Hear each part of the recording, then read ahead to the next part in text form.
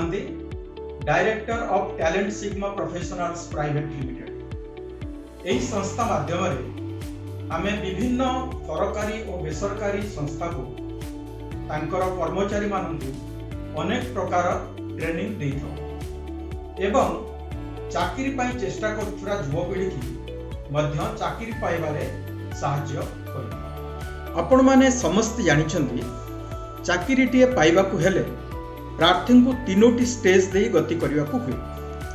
प्रथमटी है रिटिन एग्जामिनेशन बा लिखित परीक्षा, द्वितीयटी हेउची ग्रुप डिस्कशन बा समूह चर्चा एवं शेष स्टेपटी है इंटरव्यू बा साक्षात्कार।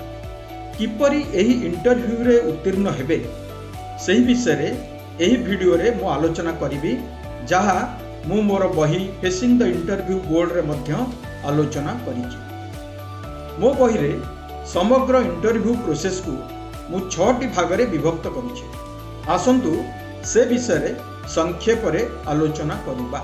स्टेप 1 एंट्री बा इंटरव्यू रूम को प्रवेश करिबा। इंटरव्यू रूम को जीवा पई आपनकर नाम घोषणा हेबा परे रूम रो कबाट रे धीरे नॉक करंतु।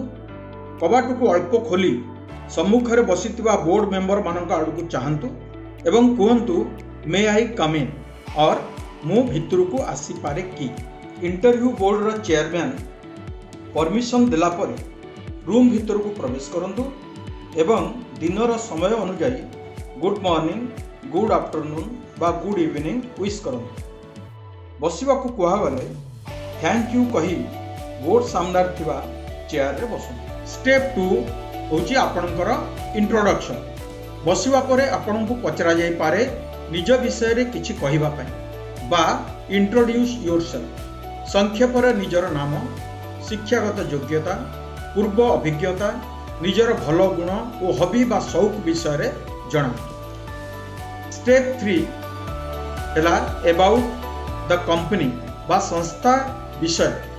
जो संस्था आपन को चाकरी देवा पई डाकिछि ता विषय रे पूर्वरु किछि सूचना बा फैक्ट कलेक्ट करंतु।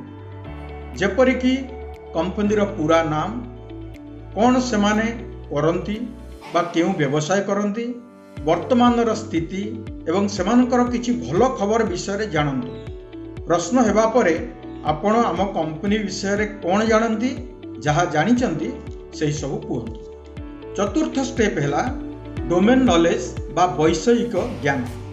एही स्टेज रे आपण पढ़िथिबा बा पढ़ुथिबा सब्जेक्ट उपरे प्रश्न पचरा जिवो। निजर सब्जेक्ट ठीक भाव में पढ़ी इंटरव्यू को जानतु। जदि ठीक उत्तर जानिचंती कहतु, जदि ठीक उत्तर जणा नाही कहतु आई एम सॉरी मोते उत्तर जणा नाही। भूल उत्तर दियंतु नाही। जदि आपन को लागे मु उत्तर जानिछि किंतु श्योर नुहे, प्रश्नकर्ता ठारू परमिशन नियंतु। सर और madam I am not sure, me sure नुहे, आपन परमिशन देले मु चेष्टा करी।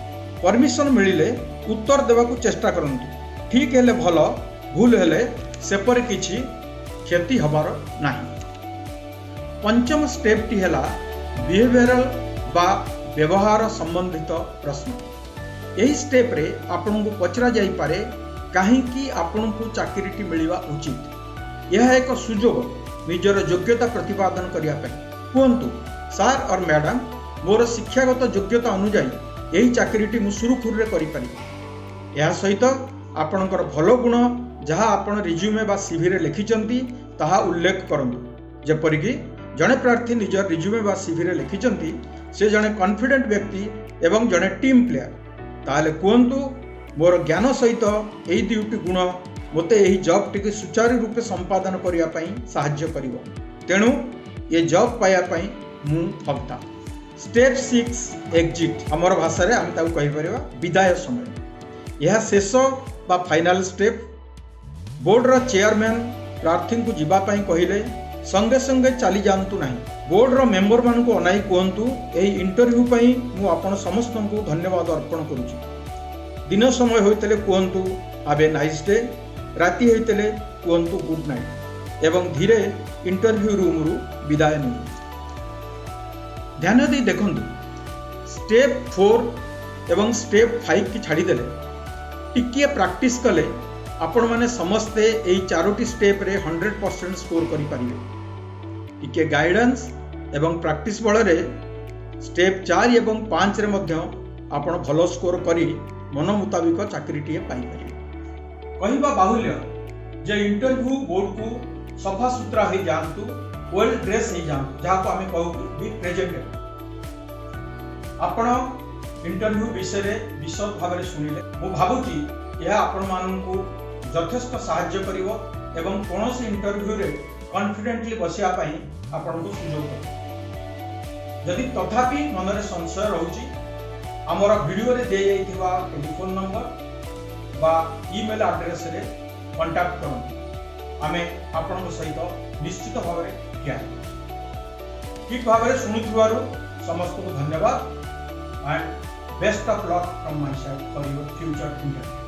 सबुठारु गुरुत्वपूर्ण कथा भितरे किए बसिचंदी, सेमाने कौन सबु प्रश्न पचारिबे एसबु न जानी निजुकु डरांतु नहीं। जो माने भितरे अछंती सेमाने आपनकु रिजेक्ट करबा को नुहे, बरं सबुठारु उपयुक्त व्यक्ति को चयन करिया को अपेक्षा करचंदी।